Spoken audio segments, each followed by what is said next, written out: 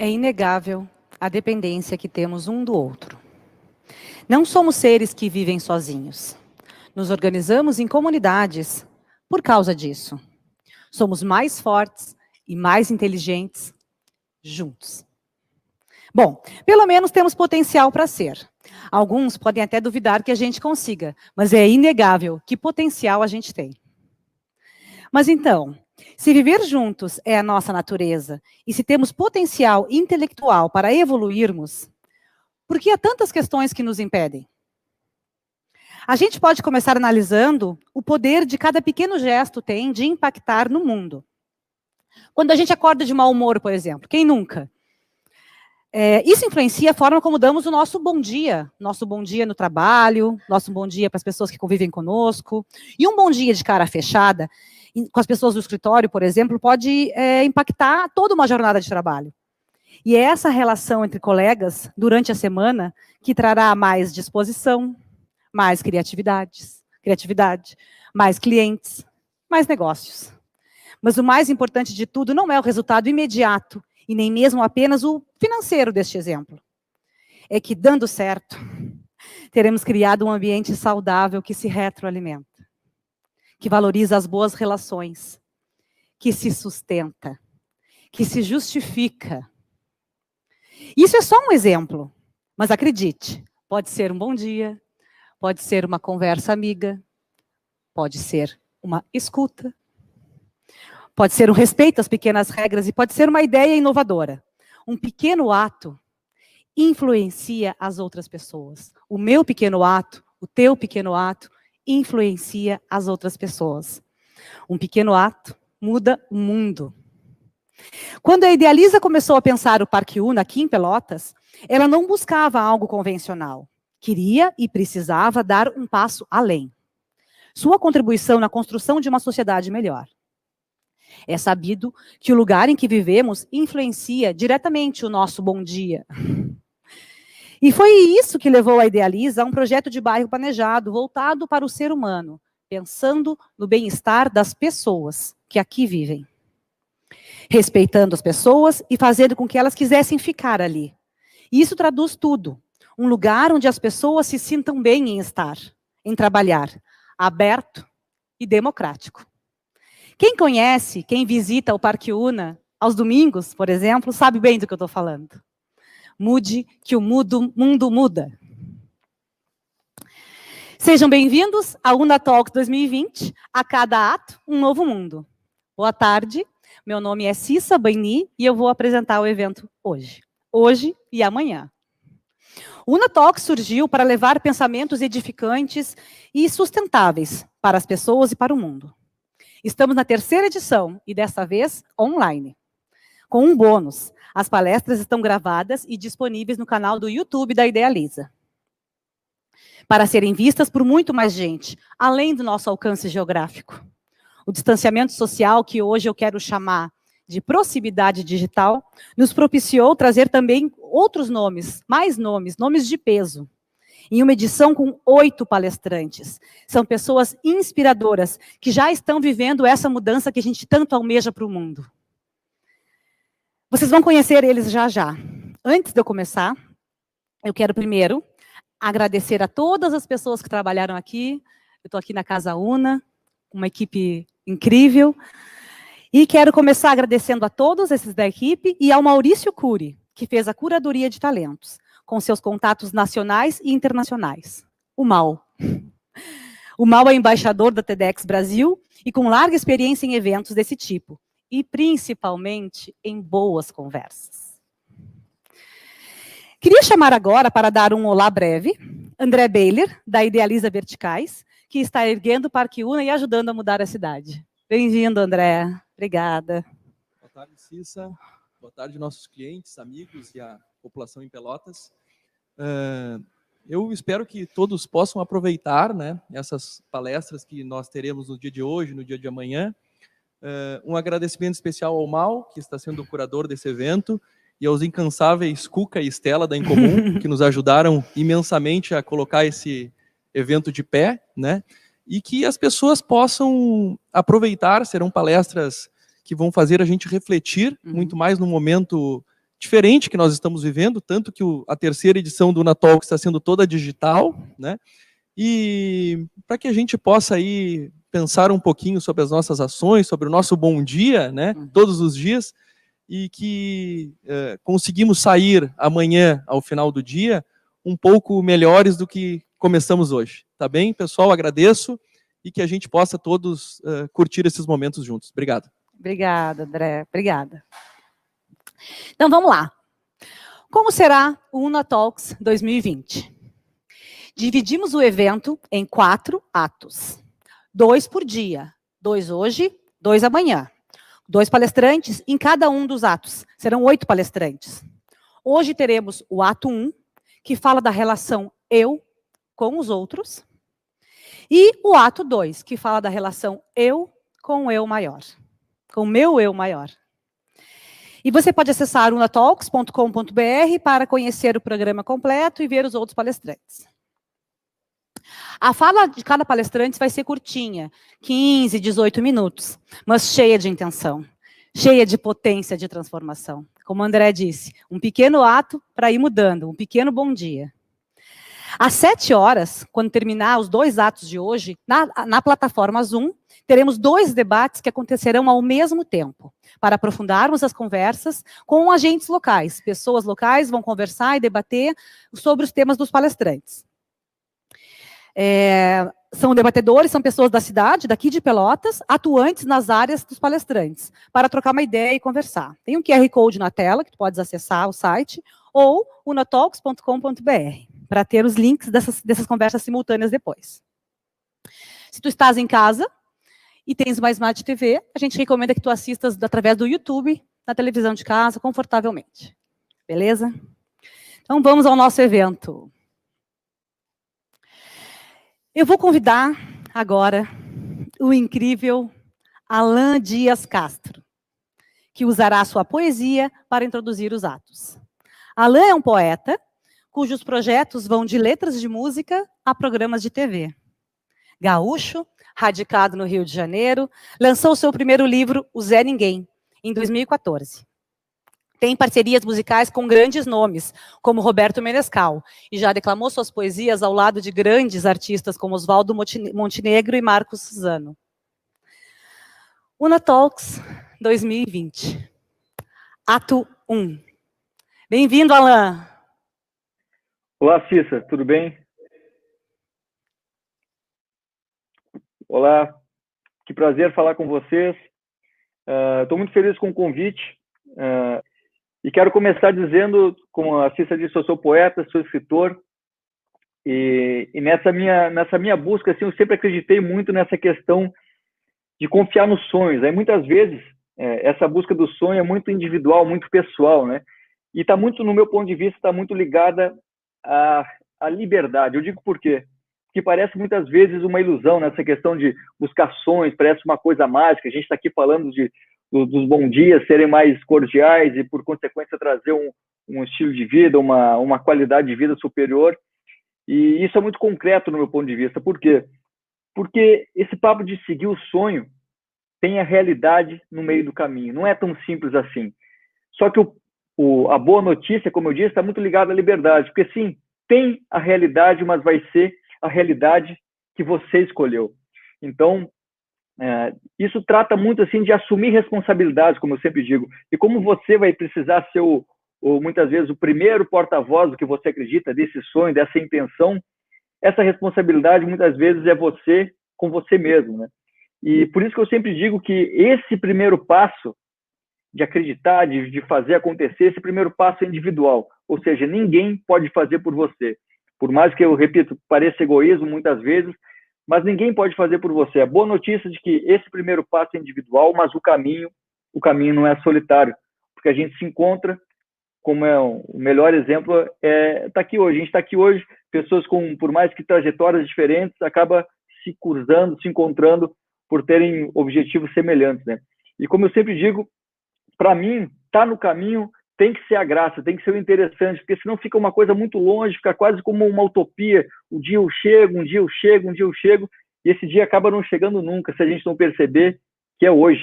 É um dia de cada vez, um passo de cada vez. Então, E isso me causava, sendo muito sincero com vocês aqui, me causava uma ansiedade muito grande, né, de procurar lá na frente, enxergar lá na frente esse objetivo, chegar aonde, né? Então, como eu disse que para mim está no caminho é dia a dia, a minha busca, uma busca que eu quero dividir com vocês aqui, é trocar a ansiedade de viver cada dia como se fosse o último, pela tranquilidade de viver só por hoje.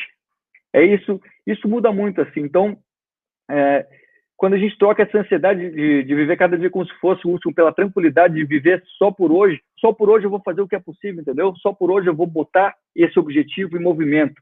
Então, e quando você começa a botar esse objetivo em movimento, começa a dividir o que você acredita, buscar o que você quer para a sua vida, eventos como esse, por exemplo, como hoje, eu tenho certeza que muitas pessoas podem falar, ok, a ideia é legal, mas a pergunta clássica que vai surgir é aquela, é legal, mas o que você vai ganhar com isso? Muitas vezes você já deve ter ouvido essa questão, ok, é legal, mas o que você vai ganhar com isso por estar fazendo a tua parte, um dia de cada vez, como assim? E a grande troca que eu quero dividir com vocês, assim, é muito simples, mas que muda muito. A pergunta não é o que eu vou ganhar, a pergunta é o que eu tenho a oferecer. E aí, essa questão fica muito mais ampla e quebra de novo aquela questão do egoísmo, né? Essa resposta é muito mais ampla porque quebra a questão do egoísmo. A gente está fazendo o nosso caminho, um passo de cada vez, focando no que a gente pode fazer, né? Por quê? Eu digo que quebra essa questão do egoísmo, por quê? Porque quando todos fazem a sua parte, fica fácil perceber que nós fazemos parte do todo. Então, acho que esse evento é na prática. A gente está fazendo a nossa parte por perceber que tem um ecossistema, tem um universo muito maior do qual a gente faz parte, né? Então, todos somos responsáveis e essa liberdade que eu disse lá no começo, repito, tem a ver com assumir essa responsabilidade de viver a realidade que você escolher. Então, uma vez nesse caminho, como o tema agora que a gente vai introduzir, eu não vou me alongar muito, porque tem muita gente bacana para falar, eu repito, estou muito orgulhoso de estar aqui com vocês, dividindo a minha poesia, eu vou trazer uma teoria que eu chamei de efeito bumerangue, que fala justamente dessa troca com os outros, onde a gente faz a nossa parte, muitas vezes se frustra por esperar reconhecimento, ou por esperar que as pessoas agradeçam o que a gente está fazendo, enfim, é muito mais fazer pela consciência, como eu disse, de ser consequência da sua escolha. Então, essa teoria em forma de poema se chama efeito bumerangue, e antes de chamar o próximo convidado, antes que a Cissa convide o próximo participante, eu vou dividir com vocês aqui, se chama efeito bumerangue. E é assim, não esperar reconhecimento dos outros é fazer um favor a si mesmo. É claro que é muito bom ouvir um obrigado, mas ninguém tem a obrigação de ter o bom senso que a gente pensa que teria na mesma situação. Por isso, quando puder fazer um favor a alguém, agradeça ao invés de pedir gratidão. Por incrível que pareça, a recompensa vem da própria ação. E toda vez que alguém diz, depois de tudo que eu fiz, nem de agradecer, você fez questão, é que quando o agradecimento é só o que motiva, a gente manda expectativa e volta a frustração. Não faz sentido falar, eu te fiz um favor, agora você vai ter que pagar. Porque gentileza não se pode cobrar. Dizem que um bom dia, como disse a Cissa lá no começo, dizem que um bom dia a gente ganha quando dá. É o que eu chamo de efeito bumerangue. Quem oferece algo bom, mas não espera ganhar, não vai perder por esperar, porque vai voltar. Então, sem alarde, sem anúncio, não precisar gritar para o mundo quanto ajuda os outros, fala muito de quem você é. Mas pode perceber, quem aprendeu a dar o que quer é o que mais valoriza o cuidado de quem está do seu lado para o que der e vier. Então, quando encontrar alguém que mereça, repita o gesto que você gostaria de ter recebido. Simplesmente agradeça e sinta-se agradecido. Eu encerro por aqui essa primeira etapa. Voltamos a falar em seguida. Muito obrigado, Cissa. Até logo. Agradeço, Alan. Agradeço. Que potente. Queria absorver isso, assim, toda essa potência dessa tua poesia e vivenciar isso na alma. Muito bem. Para começar esse ato 1, o ato eu e os outros, sobre o que temos a oferecer, como disse o Alan, chamei ele de Alan antes. Não importa onde estamos indo, o que importa é que não chegaremos sozinhos a lugar nenhum. Então, vou trazer o primeiro convidado, primeiro palestrante do ato 1. Imagine o bairro mais violento da periferia de São Paulo, sendo transformado em um polo de arte, de cultura, de tecnologia. Imagine uma família que se reúne por causa de um instituto para liderá-la. Imagine crianças povoando esse lugar e aprendendo e se desenvolvendo a partir da interação com o outro.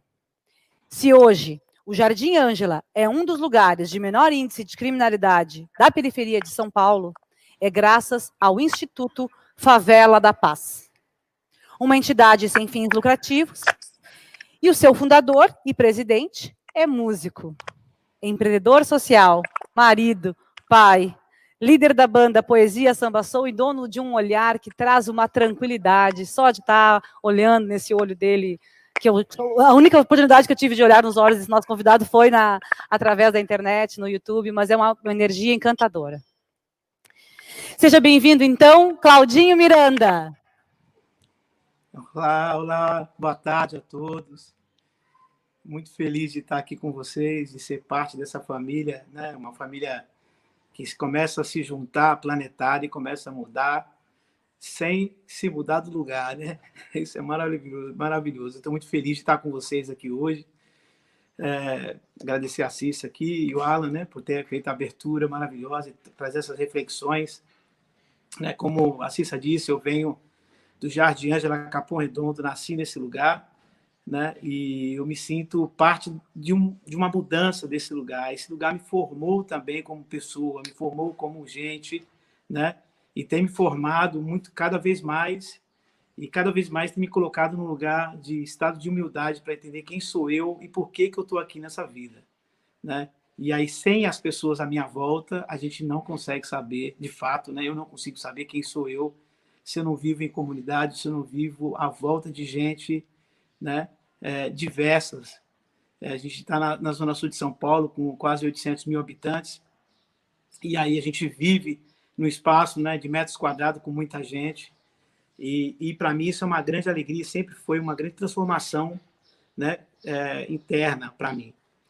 A gente tem falado muito, né, dentro do Instituto, e a gente tem conversado muito nesses 32 anos que a gente vem produzindo cultura, arte, música, em roda de conversa, enfim, todo tipo, né, de ação, que essa ação que a gente tem feito, ela cria só um campo, né, e esse campo é um campo energético, de fato, que vai, né, ampliando, e ele é invisível, ele não está no campo do visível, né, e é importante, cada vez mais, a vida que a gente tem levado, né, cada vez mais a gente entender ou sentir, né, de fato, não entender, mas sentir o invisível, e aí, a partir daí, criar um processo de entendimento do que está acontecendo.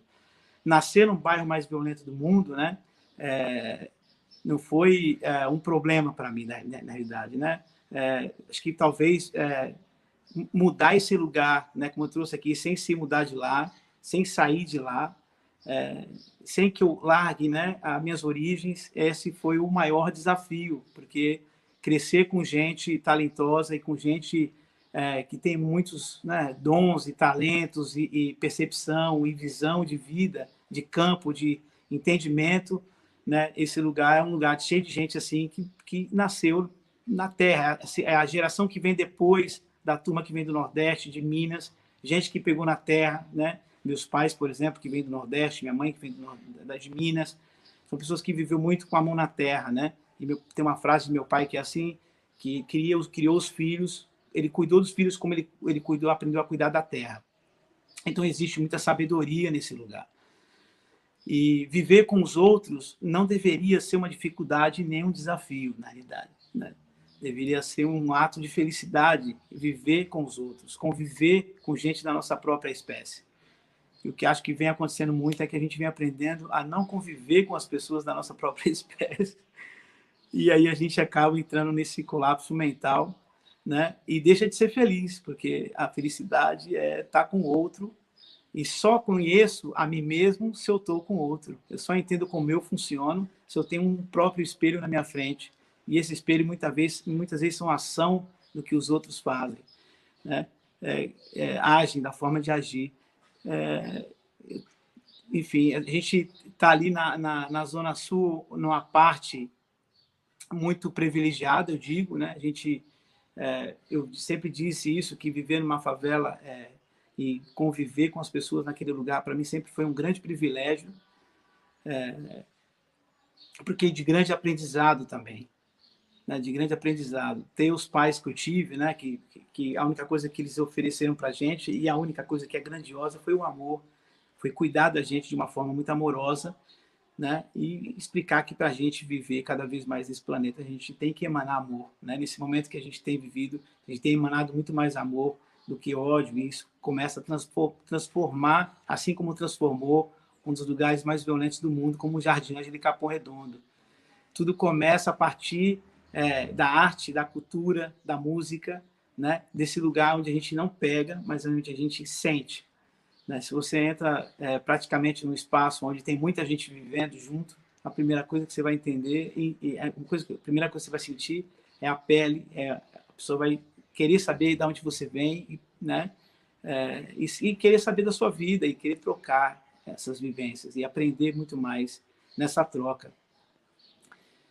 E, bom, assim é o Instituto, né? O Instituto está localizado ali na Zona Sul de São Paulo, como eu falei, né? A gente começa como uma família e, de repente, a gente acaba virando também uma família muito maior, né? Do que só a família de pai, mãe e filhos, né? A gente acabou adotando muitas pessoas à volta, e muitas pessoas acabaram adotando a gente também.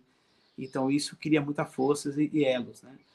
E tem muita coisa que eu gostaria de trazer aqui, principalmente essa parte, né, onde uma banda que inicia uma história em 1989, né, uma banda de música, e a partir daí, da música, a gente começa a entender como que a gente funciona e como que a gente está cada vez mais entendendo o mundo à volta do que a gente está vivendo. E é isso, a gente tem cada vez mais essa turma crescente, né? O mundo, eu acho que o mundo vive num momento de grande oportunidade da gente de voltar à nossa essência e tentar viver aquilo que a gente não ainda vivenciou. E eu gostaria de trazer uma pequena canção aqui que fala muito sobre essa questão da essência, né? Da gente voltar à nossa própria essência, da gente entender de fato de onde a gente veio e por que a gente está aqui, de fato. E tem muito a ver com essa coisa da humildade, né? Ser humilde, né? Não quer dizer ser humilde, não quer dizer viver num lugar onde a gente não tem nada material, mas ser humilde é ser inteligente, é ser pessoas agradáveis. E aí tem uma música que eu gostaria muito de trazer para vocês, que ela fala assim: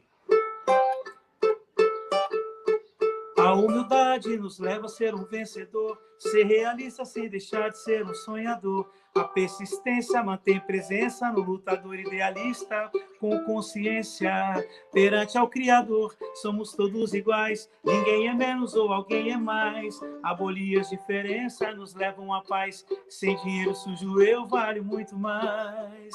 As aparências só iludem, aprisionam os fracos. Sem atitude, personalidade, a fortaleza assume que o mundo não é tão belo. Tem solução, mas não é a salvação. Viver da carne e da matéria, oprimir o espírito na escuridão. Não morra na ilusão, um salve, um brinde à libertação. Levante essa ideia, leva essa ideia na mente e no coração.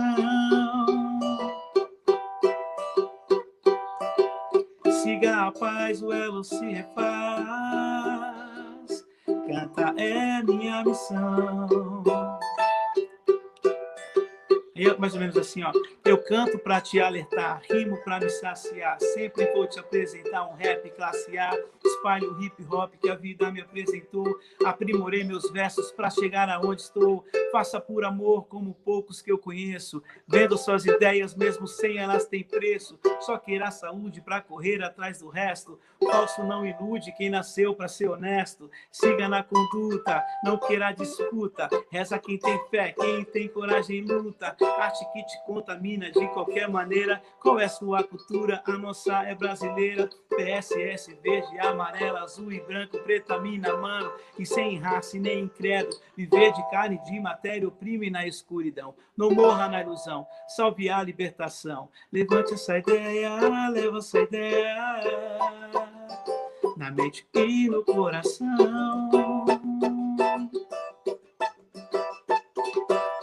Siga a paz, o elo se refaz.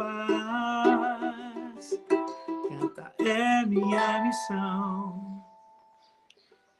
Bom, essa música fala muito de escrever a página do seu próprio livro, fazer, né, a sua caminhada nesse mundo, né, incluindo e compartilhando conhecimento. E é isso que a gente tem vivido muito lá dentro do Instituto, né? Não só no Instituto, mas à volta das comunidades, é viver compartilhando saberes, vivência, né? Enfim, todo tipo de conhecimento, né, que possa fazer com que a comunidade se movimente todo dia um pouquinho, né? A transformação, ela é feita de dentro para fora, é isso que a gente tem vivenciado nesse lugar, né?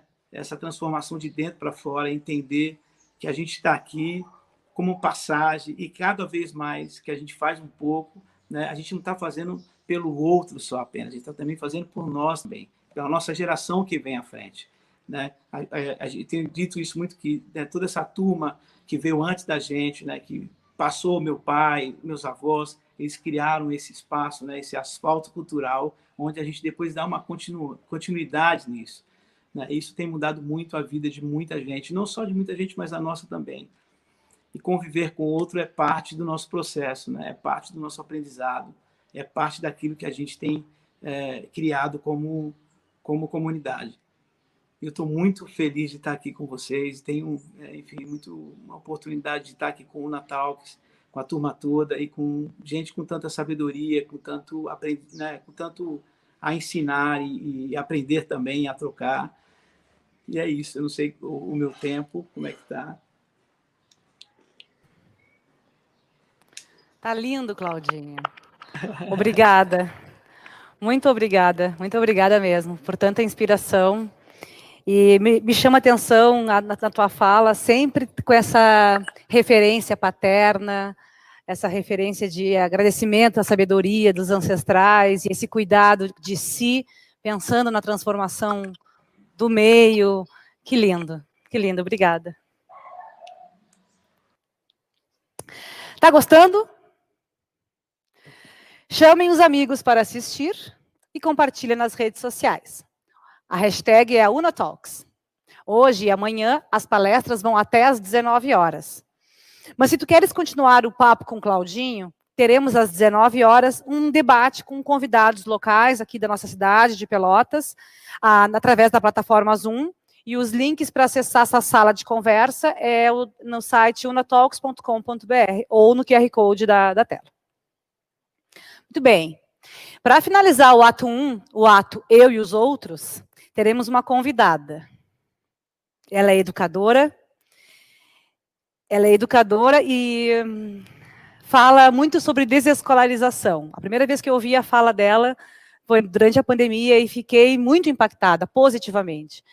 Pensei, essa mulher inquieta, corajosa, transformadora, que vontade de estar perto, de viver, e graças a Unatalks eu estou aqui um pouquinho mais pertinho dela, uma mulher que eu já admiro tanto. Num momento tão importante para mim, foi bem significativa essa transformação que ela me trouxe. Mas ela não fala só de desescolarização, ela fala sobre vida, sobre romper o status quo, aquilo que está apertado, aquilo que está incomodado, se desacomodar mesmo. Ela encontrou na rusticidade da natureza o seu lugar para um vir a ser neste momento. Ela criou a Vila 11 como um ambiente para viver relações criativas e criadoras.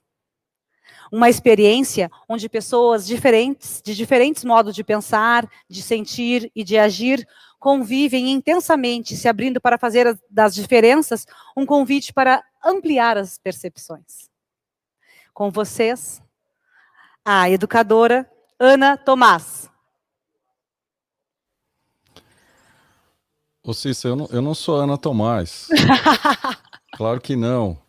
Mas ela caiu o link dela aqui. Tá bem. Então eu tô avisando Eu vou vocês apresentar aqui. esse é o Mal.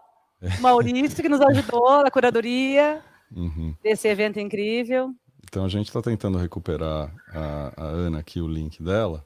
E a Uhum. minha sugestão, então, é que você dê um passo à frente. A gente talvez traga aqui o Burle, que já está conectado. Então, se a gente Beleza. puder fazer isso. Podemos. Acho que podemos, né, equipe? Vamos lá. Então a gente vai pular para o ato 2, dar um passinho para o ato 2, depois a gente volta para o ato 1. Ah, tu queres que eu chame só o Burle, sem pular para o ato 2, tá? Então, muito bem. Tá. Então, se hoje o surf é um esporte olímpico que emprega e mobiliza milhares de pessoas mundo afora, é graças a atletas como ele.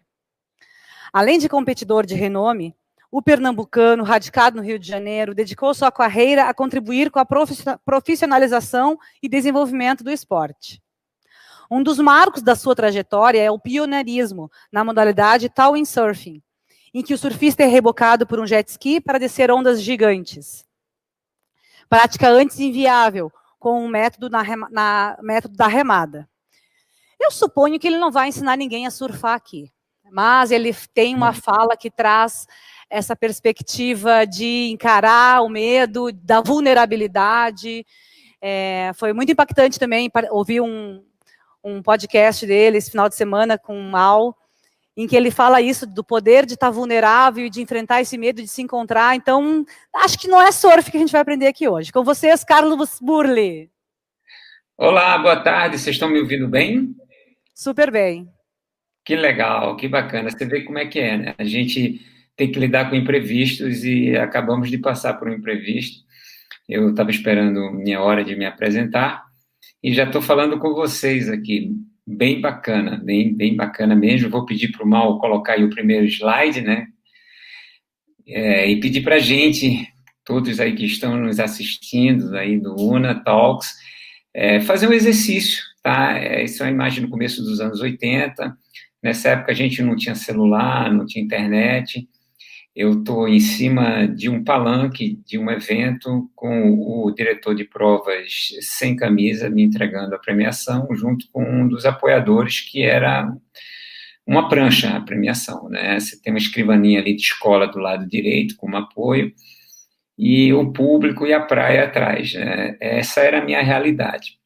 E eu gostaria de convidá-los a fechar um pouco os olhos e remeter essa memória que a gente tem da nossa adolescência, né? E o quanto que a gente era inocente, o quanto que a gente acreditava na vida, em tudo que a gente consumia, fosse através da televisão, de um filme, ou na escola, ou de uma leitura, e aquilo se tornava realidade, né? E eu não era diferente, né? Eu era um jovem também cheio de sonhos, né? E queria transformar o mundo, queria me transformar, e era apaixonado pela natureza, muito apaixonado pela natureza.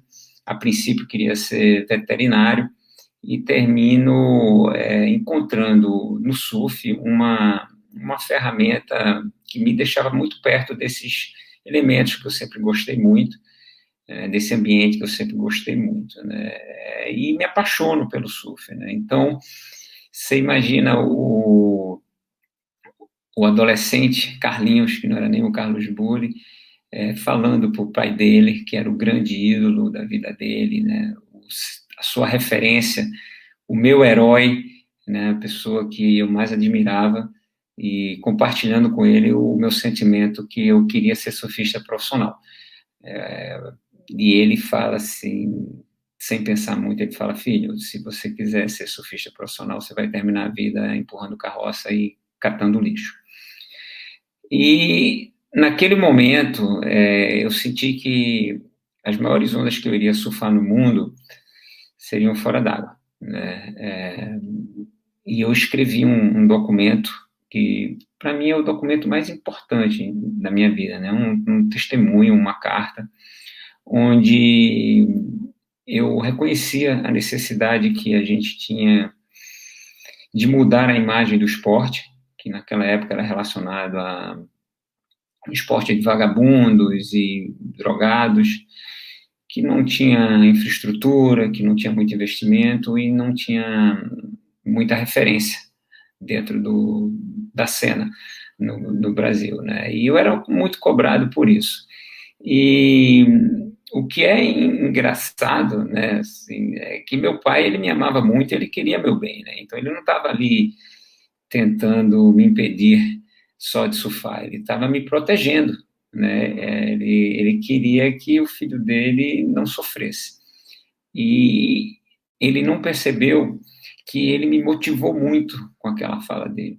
Então eu mudo meu foco, né? O meu foco, que já era ter qualidade de vida, e acho no surf uma ferramenta para estar próximo da qualidade de vida, eu começo a buscar um sucesso profissional, ser bem-sucedido dentro d'água em competições, em projetos, para ganhar voz. Para justamente mostrar o contrário para os meus pais, para minha família e para toda a sociedade, que as pessoas não mereciam serem julgadas pela aparência ou pelas suas escolhas, né? E que todos tinham o direito de tentar, principalmente se você tivesse uma boa intenção e tivesse um propósito de vida que fizesse bem para você, fizesse bem para o meio e para os seus semelhantes. Então, o Carlinhos começa a trilhar essa carreira de surfista profissional, tem que deixar o conforto da vida junto aos pais, no Nordeste, com acesso à educação, saúde, amor, para, como um bom nordestino e retirante, procurar o sucesso em uma região mais próspera, no Sudeste.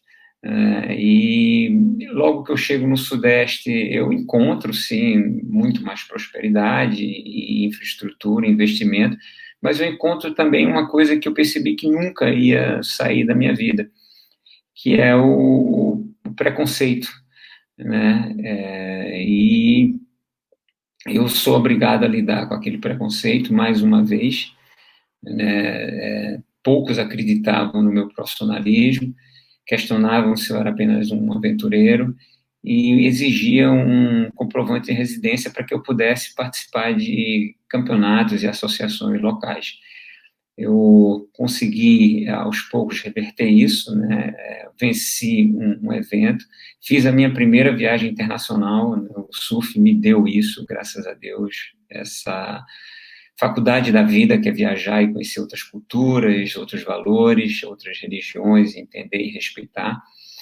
E eu chego no Havaí, naquele mesmo ano, né, vendendo tudo que eu tinha, pegando dinheiro emprestado, e no Havaí eu encontro o meu grande sonho, né, que são aquelas ondas que a gente vê em filmes e revistas, né? O Havaí, para todo surfista, é a faculdade mais importante, né? Ir para Oxford, para Harvard, e poder cursar lá. E é muito importante para um surfista desempenhar bem no Havaí. E eu me apaixono, só que eu percebo que aquele preconceito, ele vai me seguir durante muito tempo, né? E lá eu sou julgado como brasileiro, taxado de Howley, e era como se eu tivesse um emblema na minha cabeça assim: surfista brasileiro é maroleiro, né? Naquela época, surfista brasileiro é maroleiro.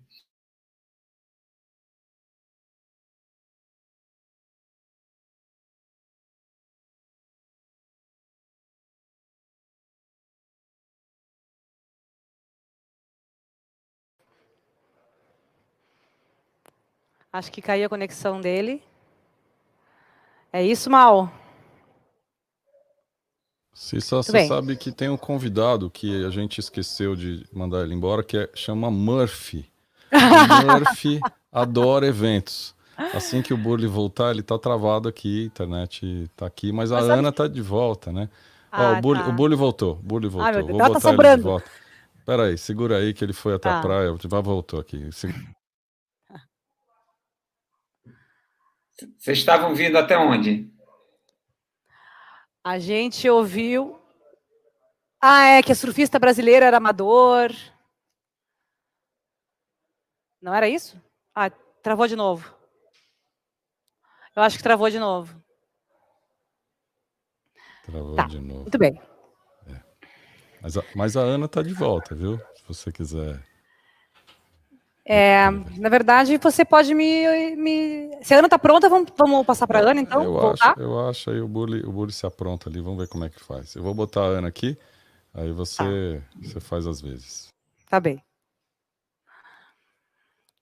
Ana! Que bom que estás conosco. Obrigada. Então, com vocês, Ana Tomás. Obrigada, Cissa. Vamos ver, se eu cair aqui, o Burli assume, se ele cair lá, eu assumo de volta. Eu agradeço muito esse convite e essa possibilidade o que mais me emociona nesse encontro é ver esse grupo todo de convidados, que são pessoas que vêm de vários lugares diferentes, de várias experiências diferentes, e parece que a gente está sempre seguindo juntos, né? Aqui é a minha história. Quando eu era pequena, eu era uma criança muito quieta e muito observadora, e eu via os adultos mentirem. Mentirem no sentido, assim, de saber uma coisa, mas fazer outra. Para mim, eu pequenininha ainda, uma cena muito marcante foi ter visto um médico da família numa festa social, e ele fumando. Eu falei, mas mãe, ele não é médico? Minha mãe, o que tem a ver? Como médico pode fumar, mas para mim parecia uma coisa assim. E eu comecei a perceber que todo adulto tinha uma coisa que falava uma coisa e fazia outra. E até no telefone, falar, fala que eu não estou. Então, eu cresci com uma proposta para mim mesma, que eu ia me tornar uma adulta que não iria mentir para mim mesma. E um dia, adulta, eu me vi mentindo para mim mesma. E eu falei, ai, caramba, não é assim, né? A coisa é maior do que a gente. Então, eu comecei ali um processo de o que é essa coisa de mentir para a gente mesmo, o que é essa coisa de viver nessa hipocrisia, que não é só mentir para a gente mesmo, a gente mente junto, né? Uma hipocrisia na convivência, essa relação do custo-benefício, essa especulação, essa relação do ao menos ruim. Então, eu comecei a investigar isso e vi que um caminho seria alinhar o que pensa, o que sente, o que faz. Talvez esse alinhamento, quando a gente pensa... Eu comecei a perceber que mentir para mim mesmo seria, eu penso uma coisa, eu sinto outra coisa e faço outra coisa.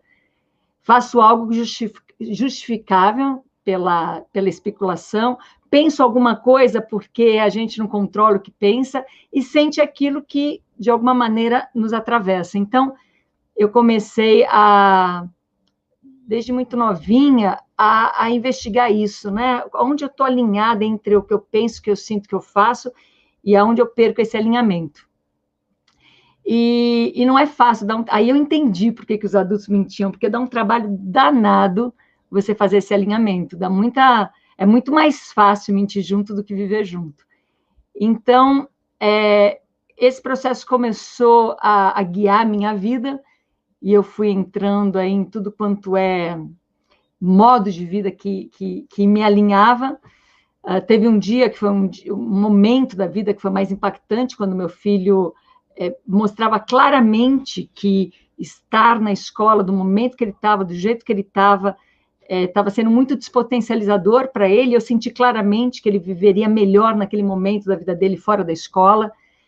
Eu, como educadora, eu adorando escola, não era nada pessoal, né, com a instituição, mas a gente, né, o Fábio, meu marido, companheiro, e eu, a gente, nesse alinhamento, a gente resolveu seguir, porque a gente pensa, sente, fala, e tirou ele da escola e começou a fazer um projeto, um processo de vida com ele fora da escola.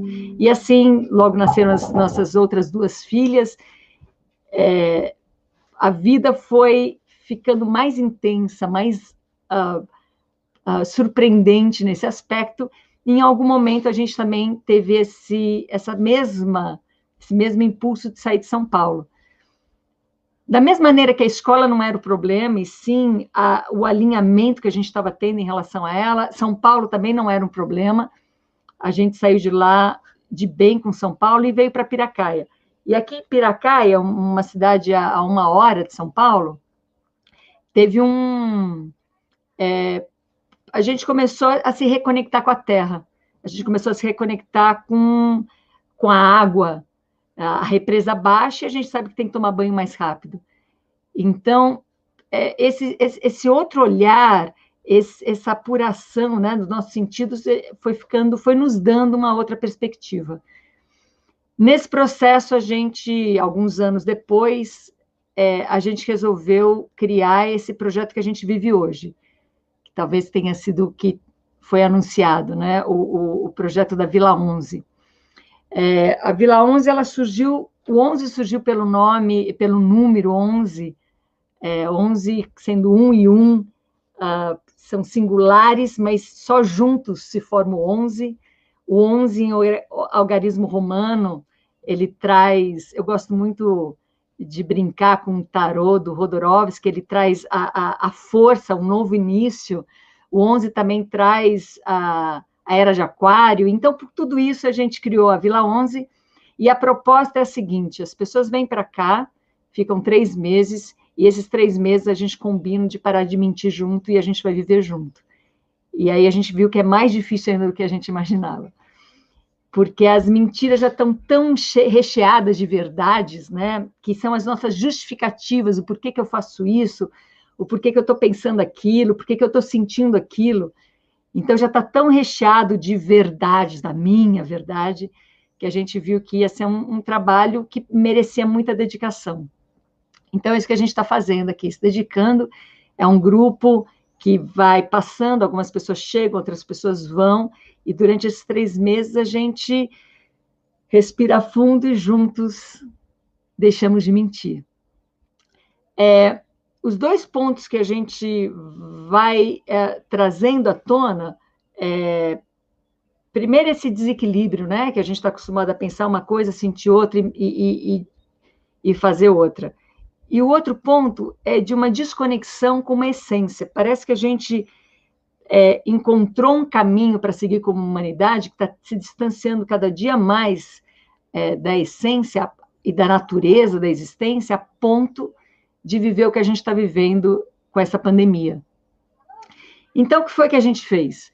Logo no início da pandemia, acabamos aqui todos juntos,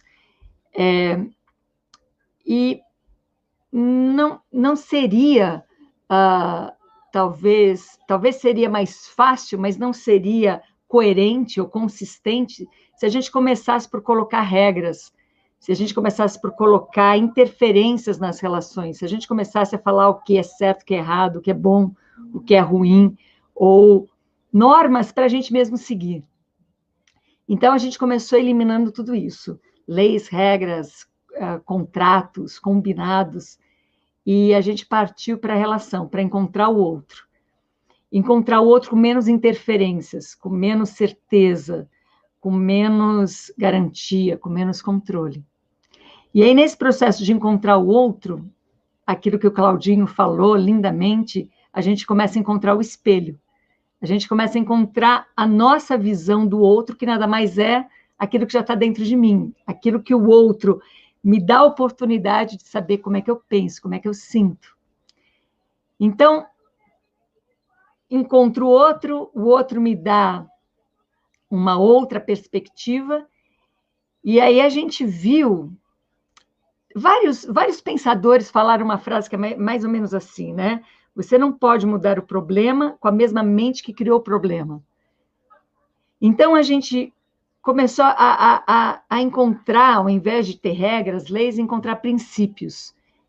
E qual é a mente que criou um problema? Uma mente que pensa em especulação, uma mente que pensa em como dar certo, como fazer isso acontecer, como criar tudo isso, como mudar o mundo, como mudar a gente. E a gente viu que essa é a mente que criou todo o problema. Então, a mudança da mente, o princípio que mudou foi: o que é que eu sinto? Essa é a nova pergunta. O que é que eu sinto quando eu estou diante dessa situação, quando eu ouço tal experiência, quando eu vivo tal experiência, quando eu ouço uma questão, quando eu lido com em alguma relação, o que é que eu sinto? E quando eu entro em contato com o que é que eu sinto, logo vem uma reação, logo dá muita vontade de reagir ao que eu sinto. É uma reação para parar de sentir, é uma reação de bloqueio. Eu não quero sentir, eu não quero entrar em contato com isso, eu quero logo resolver a questão. Eu quero acreditar que é possível. Seres humanos, singulares, no meio de tantos outros seres vivos que compõem essa Terra, eu quero achar que é possível controlar e garantir alguma coisa. Então, eu logo quero escapar do que é que eu sinto. Aí, logo, eu vou para a solução. Então, o que a gente faz? O que é que eu sinto? Tá, sinto uma tristeza, sinto uma raiva, sinto medo. E aí, o que é que eu faria com o que eu sinto? E o que eu faria seria uma solução para me afastar do que eu sinto. Mas essa solução vem colada a um novo problema. E esse novo problema vai repetir um ciclo vicioso de e agora? Como é que eu resolvo isso? Muda um pouco a lei, ajusta um pouco aqui, tem uma conversa ali, separa alguém. Quer dizer, mente junto. Quando a gente sai desse caminho do que é que eu vou reagir quando eu sinto alguma coisa, começa a abrir um campo, começa a abrir um esvaziamento daquele sentir que parecia tão inerente à minha existência, tão eu mesma, né? E aquele sentir, é só experimentando para ver. Aquele sentir abaixa um pouquinho, aquele ego abaixa um pouquinho. Claudinho falou muito da humildade, né? A humildade ganha mais lugar. A calma te inunda. E aí, quando você vai checar, você vê que você já está sentindo outra coisa. Tá, agora com esse novo sentir, agora eu começo a ver as coisas com outra perspectiva, agora com esse novo sentir, o que é que eu vou fazer? E aí é lógico que eu vou pensar em coisas melhores para fazer com esse sentir, mas aí a gente tem a audácia de falar, mas não é isso que você vai fazer. Não é essa coisa melhor, porque essa coisa melhor, querendo ou não querendo, ela ainda é uma solução, e ela ainda é um afastamento do que você está sentindo. Essa coisa tão... a gente foi criado para não viver em comunidade, muito menos criado para entrar em contato com a nossa própria comunidade, que é esse corpo, que é esse sentimento, que é essa elaboração. Então, surge essa nova maneira de atuar, a partir já de uma calma, e a gente de novo abre mão. Não vou atuar. Não tem solução, eu não vou reagir a isso. E aí eu volto para o meu sentir não reagindo, e aí eu me surpreendo que o sentir foi mudando cada vez mais, a ponto de eu não sentir nada. O que é que você sente? Nada. Como nada? Não sinto que eu preciso reagir, não sinto que eu preciso arrumar alguma coisa, não sinto que eu preciso ter um poder sobre a situação, sinto nada. Esse nada, surpreendentemente, está cheio de possibilidades, está cheio de ação, está cheio de ato, está cheio de sensibilidade e perspectiva de poder captar outras informações, outras possibilidades, outras perspectivas. Quando você já está sem nada e sem reação, o que vai surgir dali é uma ação. Se engana quem acha que nesse momento você vai ficar parado, porque o ser humano, quando ele entra nesse campo de possibilidades, o que surge é uma criação. Então, o que vai surgir é uma ação. E essa ação você pode apostar. É uma ação muito alinhada aí, gostei demais de ouvir o Claudinho, porque é uma ação que vem como doação, que vem como transbordamento, que vem como... não preciso ter nada em troca disso. O próprio ato de ação já é o que eu estou precisando agir, fazer no mundo. Mas em relação, quando você age, o outro recebe, quando o outro recebe, ele também te inclui na vida dele. Então, a gente começou a experienciar uma possibilidade real de viver em comunidade, sem ser uma comunidade, nesse sentido clássico de que somos uma comunidade, então vamos unir as pessoas, os iguais, os que pensam iguais, os que entram em acordo com leis, entram em acordo com uma associação, com algum tipo de como é que chama, estatutos, para a gente poder viver bem. A gente viu que isso não é viver junto, isso ainda é mentir junto. Então, vamos nos unindo nas diferenças. Aqui a gente tem de tudo, a cozinha é compartilhada. Um dos exercícios mais importantes é equilibrar o privado com o público. Como a gente já vem demais de privado, né? A minha casa, o meu carro, a minha comida, o meu dinheiro, como a gente já tem muito privado na vida, a gente reduz bastante o privado aqui. Cada um tem seu quarto, tem o seu tempo, faz o que você quiser com o seu tempo, mas a gente tem um ambiente público. A cozinha é pública, os espaços são públicos, e nesse espaço público, a cozinha é um lugar bem simbólico para isso, onde ali se reúne veganos, se reúne vegetarianos, onívoros, todas as possibilidades, horários de alimentação, gosto, e como é que é fazer disso um encontro comunitário? Como é que fazer disso como é que é a frase aí do nosso querido Fratelli Tutti? É essa a frase? Como fazer disso um meio ambiente fraterno, amigável? Então, a gente não investe em sermos amigos, mas a gente investe em termos um campo amigável. A gente não investe em sermos iguais, mas em abrir, ampliar perspectivas de todos pelas diferenças.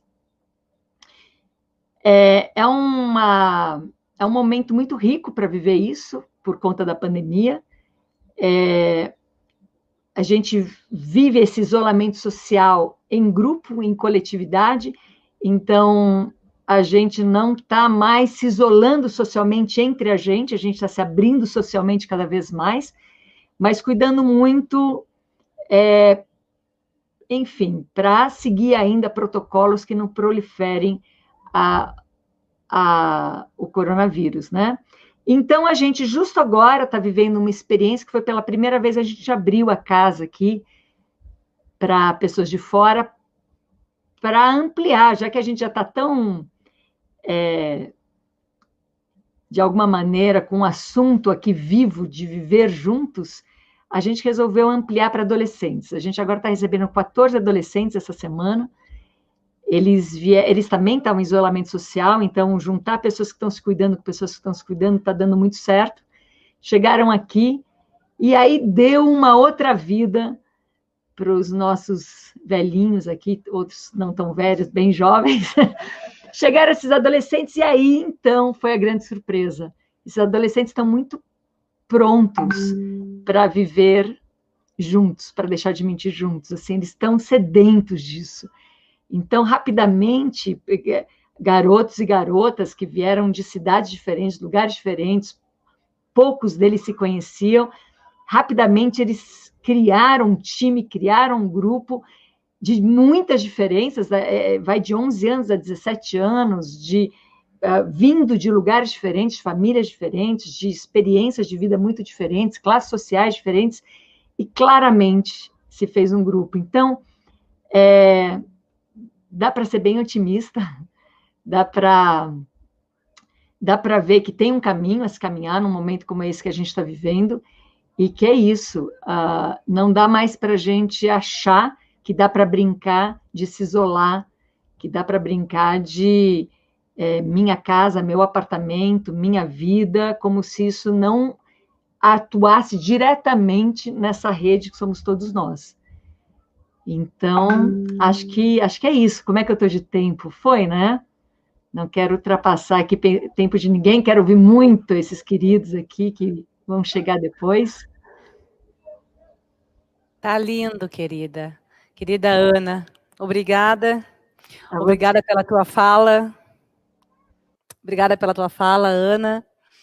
Muito inspiradora. Qualquer dia desse eu apareço aí na Vila 11, eu, minha filha adolescente. Fiquei com muita vontade de estar perto. E eu compartilho dessa tua visão otimista de mundo.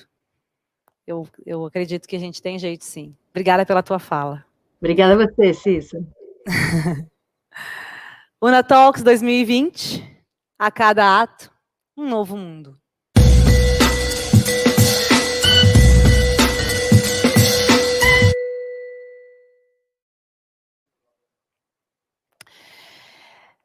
Se tu estás em casa e tem uma Smart TV em casa, sugiro que assistas através do YouTube da Idealiza, confortavelmente do teu sofá.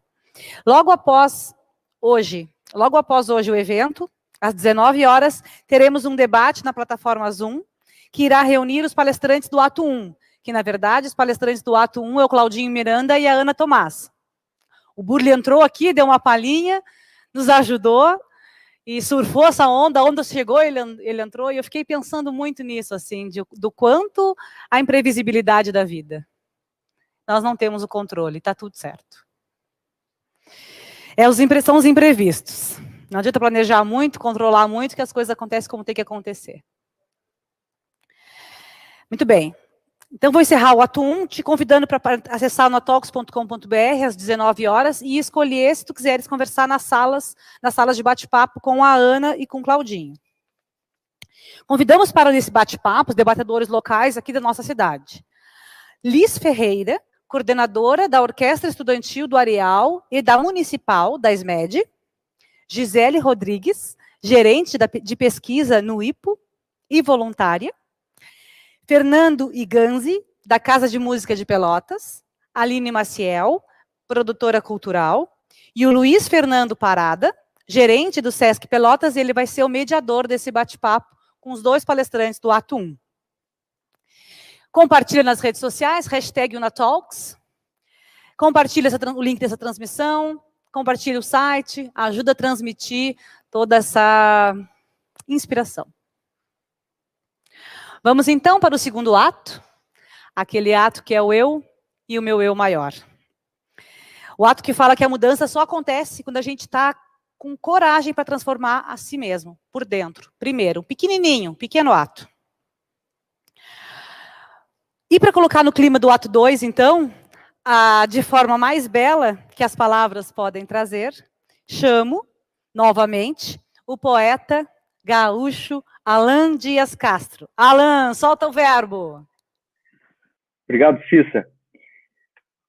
Achei muito legal que a gente tinha um roteiro aqui, a gente acabou saindo, e nesse momento que a gente vive, mais do que nunca está explícito isso, né? Explícito. Eu sempre digo, né, que nossos planos são castelos em frente ao mar, né? E quantas certezas vão desabar. Ou seja, a gente tem que estar, nesse momento, como eu disse, mais do que nunca, predisposto a se adaptar, né? E a Ana falou muito em sentimentos, agora a gente vai falar do eu com o meu eu maior, e isso passa por encarar o todo, né? Ou seja, a gente não pode ignorar, quando a gente está olhando para a gente mesmo, a gente não pode ignorar os problemas, os desafios, os julgamentos. Então, eu sempre digo que um problema não passa porque a gente passou adiante, né? E muito menos que a gente ignorou. Então, esse momento que a gente está realmente de recolhimento, de poder olhar para si mesmo, e parar de apontar um pouco o dedo procurando desculpas e culpados para finalmente poder, como eu sempre digo, apontar uma direção para remar, né? Para seguir um caminho, para perceber. Acho que essa é a grande questão, assim, esse fato de encarar julgamentos, encarar o medo, como todo mundo falou aqui, essa necessidade de a gente se expor, da gente buscar o que acredita, passa muito por atravessar o medo para perceber o quê? Que depois do medo, os ventos sopram a favor, né? Eu acredito muito nisso. E essa questão que a gente está passando agora de pandemia, de afastamento, isolamento, muitas vezes, tem uma questão muito importante que eu busco na minha vida, retomando o assunto do eu com o eu maior, que tem momentos que a gente precisa voltar para a areia. Eu vou fazer uma analogia com o mar, assim, porque é uma coisa que está muito frequente na minha vida, uma paixão muito grande, e obviamente inspirado pelo Burli, que já falou um pouco, vai voltar a falar, e eu tenho essa questão muito forte com o mar, assim, e eu percebo que tem momentos, como eu disse, que voltar para a areia, ou seja, nesse recolhimento que a gente está agora, nos faz entender melhor o mar. E aí que está, quando a gente se afasta, esse afastamento não significa abandonar todo mundo, muito pelo contrário, é vir à tona para respirar fundo e voltar mais forte. Pode perceber que é preciso retomar o controle do nosso barco para depois levar a calmaria para alguém. Por quê? Porque só consegue retomar a direção do seu barco aquele que encontrou o seu norte. E aí, antes de fazer o poema, eu quero falar justamente dessa analogia que eu tenho com o mar, de me enxergar no mar, dessa coisa que ao mesmo tempo que pode nos tirar a vida, é vida em movimento, né? Aquela coisa muito forte, assim. E eu sempre digo que o mar é como se fosse um espelho d'água. A gente olha para o mar e a água reflete a gente. Se a gente parar para pensar, para perceber que ondas e lágrimas são feitas de água salgada. Sim, cada um de nós leva o mar dentro de si, entre tempestades e calmarias. Como eu disse antes, a gente não pode ignorar alguma coisa se a gente está tentando buscar o todo, né? Tem os desafios, tem os problemas, como eu disse. Então, ondas e lágrimas são feitas de água salgada. E sim, cada um de nós leva o mar dentro de si, entre tempestades e calmarias. E conseguir transformar essa tristeza em mar é enxergar no horizonte algum motivo para continuar remando e continuar remando e continuar remando. Então, é quase como eu digo assim, a gente precisa muito, nessa busca pessoal, como eu disse, que acaba chegando no todo, né? A gente faz parte desse todo, mas essa busca, esse primeiro passo individual, a gente precisa muito transformar resiliência em fôlego. E a gente está aqui junto hoje, deixa nítido a relevância da gente poder contar com pessoas que acreditam, que estão fazendo a sua trajetória, mas ao mesmo tempo andam paralelo com a nossa, assim, né? Remando juntos. Sempre digo que remar juntos nos leva, aumenta o nosso fôlego, por consequência, nos leva cada vez mais longe. Então, eu vou trazer um poema chamado Mar Ensina, justamente nesse objetivo de transformar resiliência em fôlego, para a gente continuar remando e chegar, como eu disse, depois do medo, porque depois do medo os ventos sopram a favor. Então, eu sei que tem muita gente conectada agora no chat ali. Eu vou pedir um favor para vocês, inclusive, cada momento que vocês tiverem, vamos levar para a nossa vida, como eu disse, essa analogia com o mar, aqueles momentos que a gente já deu vários passos, já algo na nossa trajetória parece que interrompe, ou que foge dos nossos planos, como eu disse, que são castelos em frente ao mar, e qualquer momento as certezas podem desabar e nos desestabilizam muitas vezes. Então, a gente precisa de fôlego. Então, leva essa palavra simples, a palavra rema, para esses momentos que você precisa dar mais um passo, dar mais um passo, mais um passo. Então, quem estiver assistindo em casa, digita para mim nos comentários simplesmente rema, rema, rema. Vamos subir nos comentários simplesmente rema, rema. Quem estiver assistindo, os próximos participantes aqui, vão mentalizar isso e leva para a vida. Cada momento que você tiver que transformar a resiliência em fôlego, lembra dessa palavra de remar, remar. Eu repito, quando a gente rema junto, o fôlego é maior, a gente vai mais longe. Então vem comigo, rema, rema, rema. E eu digo que é preciso remar. O mar ensina paciência aos que têm pressa, equilíbrio aos que já caíram, mas não deixaram de remar. Para ganhar o mar, é preciso perder o medo e manter o respeito. Mas é preciso remar. O mar ensina, é possível encontrar liberdade entre as suas correntes. Mas é preciso remar. O mar ensina, a maré de sorte só chega para quem um dia entendeu que os ventos sempre mudam de direção. E não deixou de remar, porque ninguém aprende a nadar na areia. O mar ensina, mas é preciso remar. Então, muito obrigado. Eu encerro aqui minha participação de hoje com a certeza de que nós atravessamos o medo juntos. Eu só preciso agradecer demais pela companhia de cada um de vocês. Valeu. Obrigada, Alain. Eu vou emendar direto para o Burli. Acho que essa conexão, vocês vão fazer essa conexão melhor do que eu faria agora aqui. Burli, tá por aí? Eu estou sim, vocês estão me ouvindo bem? Obrigada pela tua entrada, por ter surfado a onda conosco. Pois é, agora eu vim de surfista, né? Vim de boné, inspirado no Alain, no Alan. Conheço já ele há muito tempo, né? E, poxa, já conheço esse poema, já ouvi muito essa música no meu carro, indo surfar. Sempre fiquei emocionado, né? Sou um cara emotivo pra caramba. E eu vou fazer um breve resumo aqui da minha introdução, né? Para que não seja repetitivo. Mas tem muito a ver com a fala do Claudinho e da Ana, né, dessa vida com propósito, né? E as pessoas olham o surfista, veem o personagem bem-sucedido profissionalmente, mas o que interessa mesmo é o que a gente encontra no backstage, né?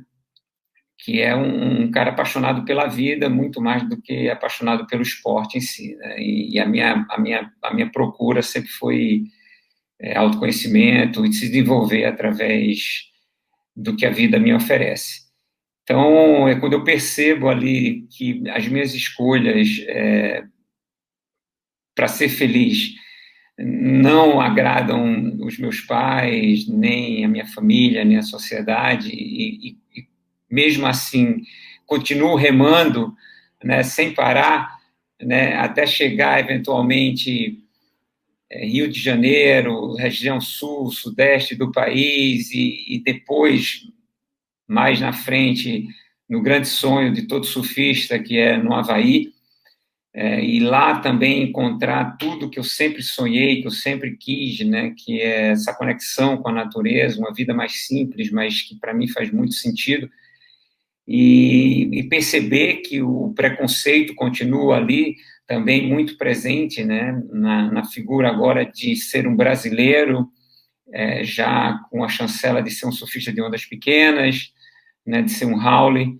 E naquele momento eu começo a perceber que aqueles obstáculos, aqueles desafios, eles vão estar sempre presentes na minha vida, né? E que aquilo ia me motivar muito, né?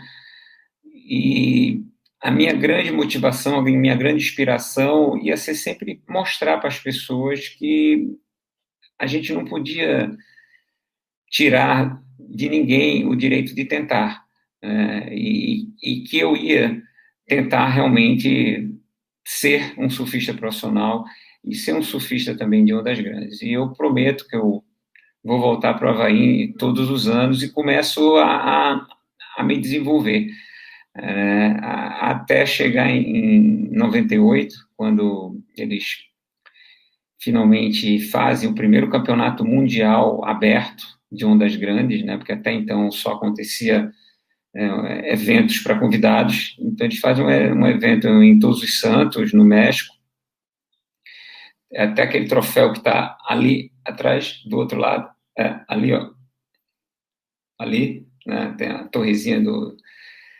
o farol lá da Ilha de Todos os Santos, e eu sinto que aquele evento era a minha oportunidade, e me dou totalmente para conseguir voz e poder falar, né? E a minha maior vitória não foi a conquista do primeiro lugar, e sim a quebra de um paradigma, né? A prova que a gente poderia também conseguir, né? E eu me orgulho muito disso, porque foi uma transformação no nosso meio, né? Naquele momento a gente começa a virar uma referência também nas ondas grandes, os brasileiros. E o Medina só tinha 5 anos, né? O Gabriel Medina só tinha 5 anos de idade. E ele não surfava ainda, ele só começa a surfar com 9 anos, e ele já começa a surfar sendo campeão mundial de ondas grandes, ele já começa a surfar com esse orgulho, com essa motivação. E para a minha vida, ela faz muito mais sentido quando você tem um propósito maior do que o teu umbigo, né, do que uma conquista pessoal, do que acumular matéria, do que querer provar alguma coisa, né? É lógico que eu precisei me desenvolver profissionalmente e conquistar títulos para poder ter voz, e hoje estar aqui conversando com vocês. Mas a minha grande motivação sempre foi uma transformação do ser humano, uma transformação do meio em que a gente vive, e poder viver quem eu sou.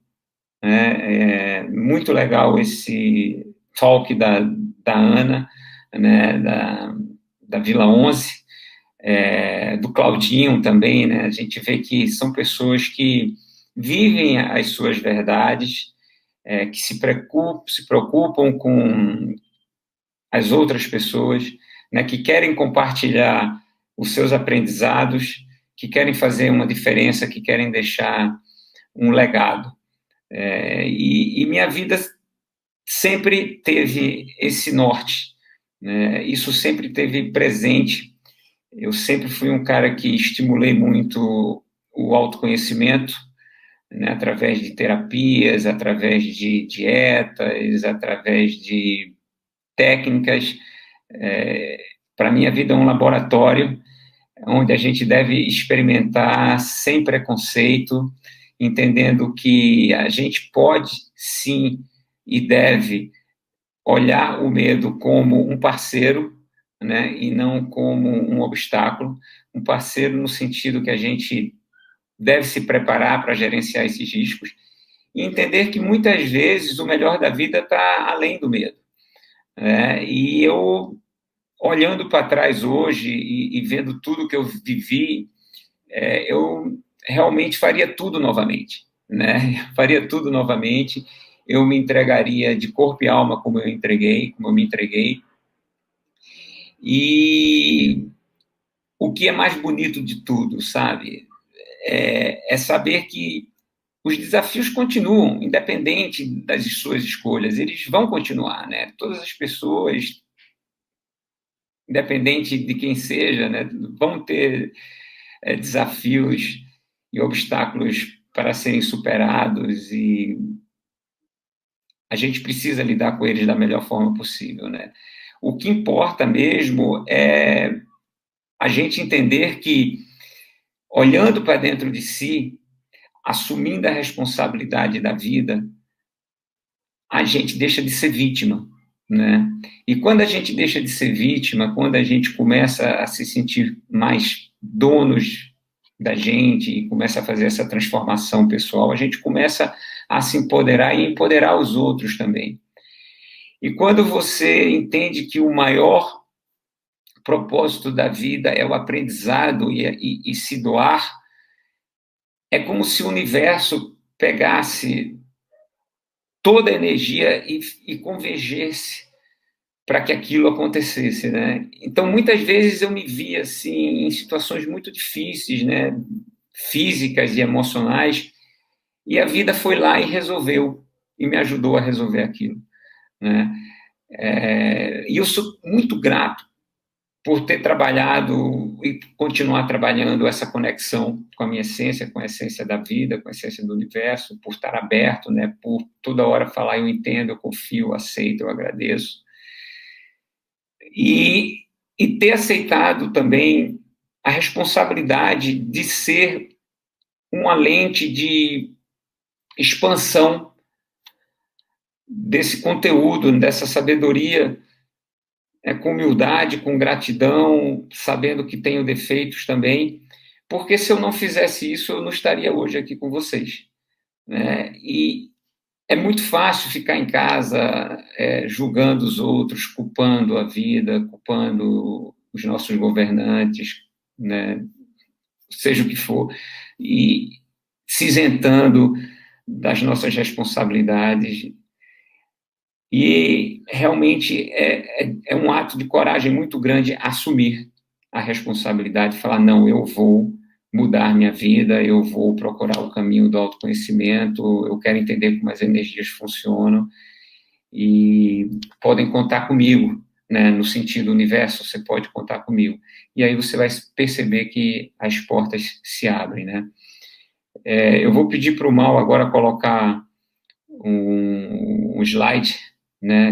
Nesse slide aí eu estou no litoral de Pernambuco, litoral sul, numa praia onde eu frequentei muito ainda jovem, onde tudo começou, os campeonatos amadores, os meus pais me levando para surfar ainda, aprendendo, e eu estou surfando com a tocha olímpica, né? A gente pode ver bem que os elementos são os mesmos, né? O surfista é o mesmo, o protagonista da cena aí é o Carlos Burle também, né? O esporte é o mesmo, e fazendo uma análise sobre a cena do meu talk, quando a gente começou a falar lá atrás, né, onde o esporte era um esporte ainda com a imagem marginalizada, relacionada a drogas e a vagabundos, e hoje, tá aí a imagem, obrigado, Mal, né,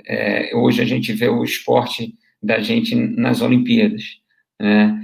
E muitas pessoas olham aquilo como, poxa, tá vendo, a gente conseguiu chegar nas Olimpíadas. Eu também tenho essa sensação, mas essa sensação não é a mais importante para mim.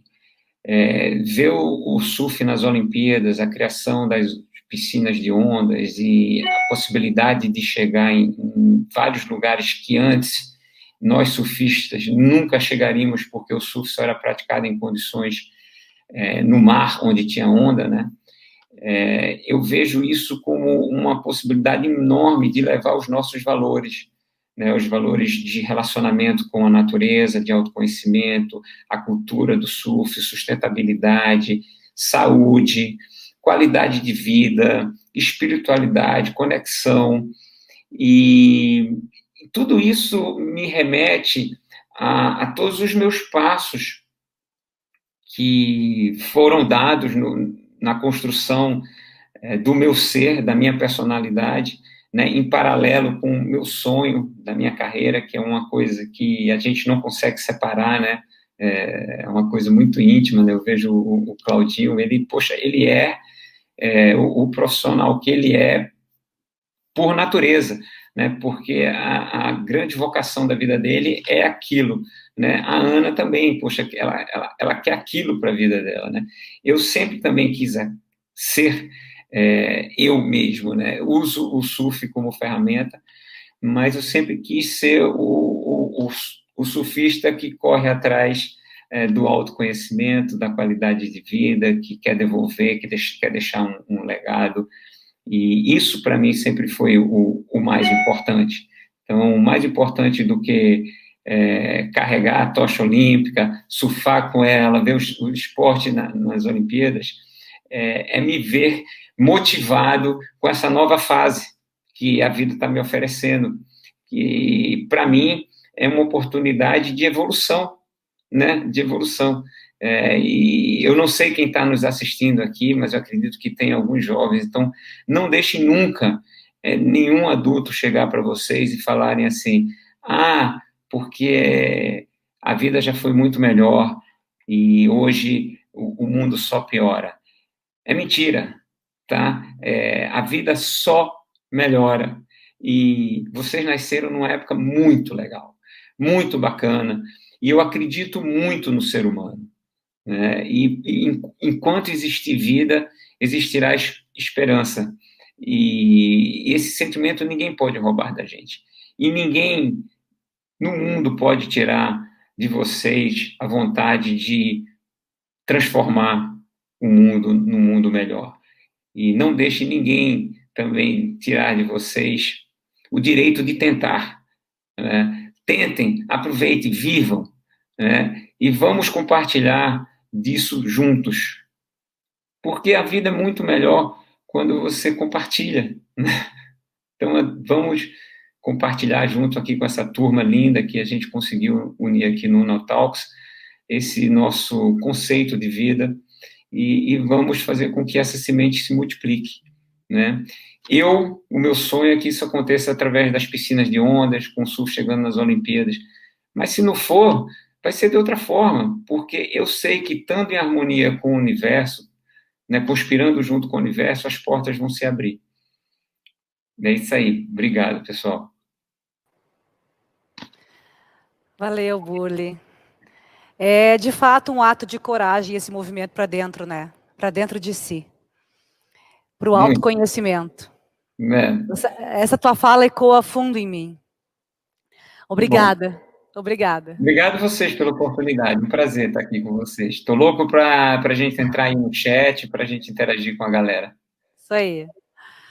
A fala do Burle me lembra muito uma fala de um mestre indiano que fala que até mesmo um vaso de ouro precisa ser polido. Senão acumula poeira, sujeira. Nós somos os vasos de ouro. A gente precisa ser polido para brilhar. Ainda mais.